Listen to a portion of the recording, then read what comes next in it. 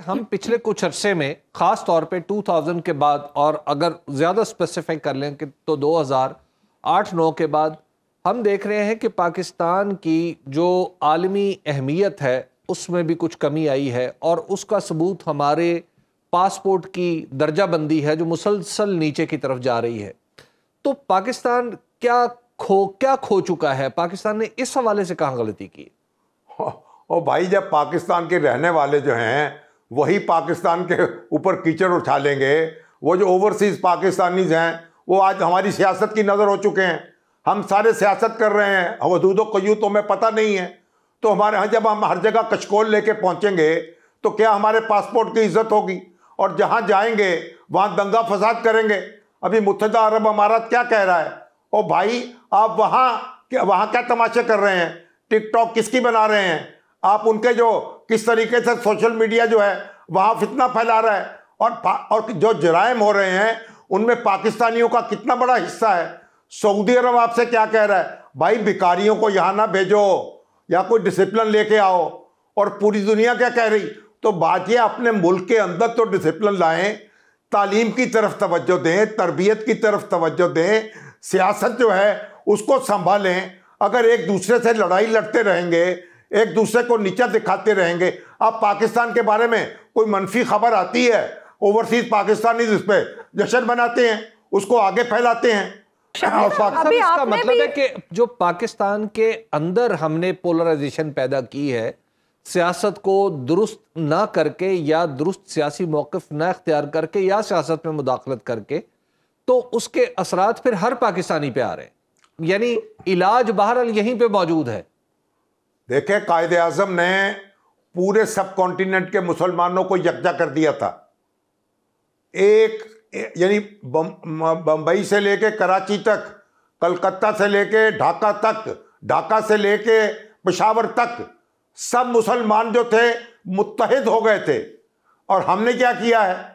हम तकसीम दर तकसीम पे लगे हुए हैं, लड़ाने पे लगे हुए हैं, नीचा दिखाने पे लगे हुए हैं। जो हमारे लीडर हैं जिनको दावा है भाई ना, वो बाहर दुनिया में, कोई कहता मैं पढ़ के आया हूं, कोई कहता रह के आया हूं, वहां नहीं देखा दुनिया में इख्तदार की जंग कैसे लड़ी जाती है।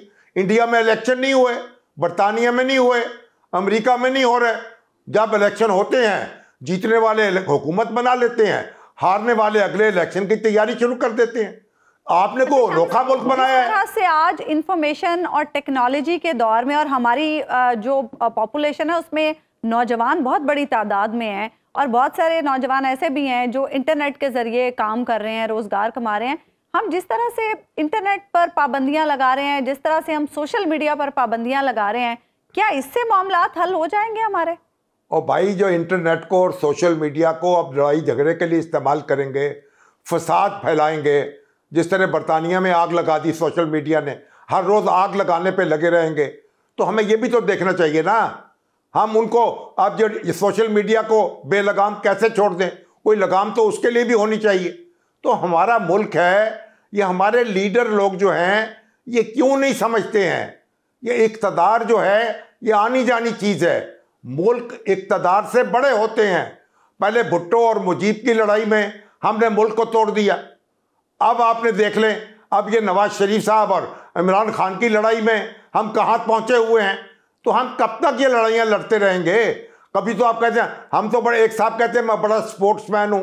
भाई, स्पोर्ट्समैन है तो स्पोर्ट्समैन स्पिरिट कहाँ है आपकी? आप दुनिया में रहते हैं, जाते हैं, आते हैं, ऐसे सियासत होती है, ऐसे इंतखाबात होते हैं, तो ऐसे लोगों को। अब जो मामलात जिस नहज पर पहुंच चुके हैं, अगर हम इदारों की बात करें, खान साहब की बात करें, नवाज शरीफ साहब की बात करें, रिवर्स होते आपको दिखाई दे रहे हैं, या फिर इससे आगे हमें किसी नई समत का तायन करना यूं कहिए कि इस सेट ऑफ पीपल के साथ आपको मामलात सुलझते हुए दिखाई देते? आप भाई देखें, अरशद नदीम जो है उसने नेज़ा फेंका एक दिन और पूरी कौम का मूड तब्दील हो गया। तो मूड तब्दील होते क्या देर लगती है? जौहरी तौर पर तो हम एक है ना। हमारी तकसीम मसनूई है, हमारी लड़ाई मसनूई है, हमारी वहदत मसनूई नहीं है। अपने लीडरों को संभाल लें, उनके आला कार बनने की बजाय उन पर पहरा दें, उनकी मिन्नत करें, उनके गिट्टों को हाथ लगाएं, खुदा के लिए हमारे ऊपर रहम खाएं। अपनी आरजुओं को कोई किसी हदूद व क़यूद में ले आए, बात ख़त्म हो जाएगी।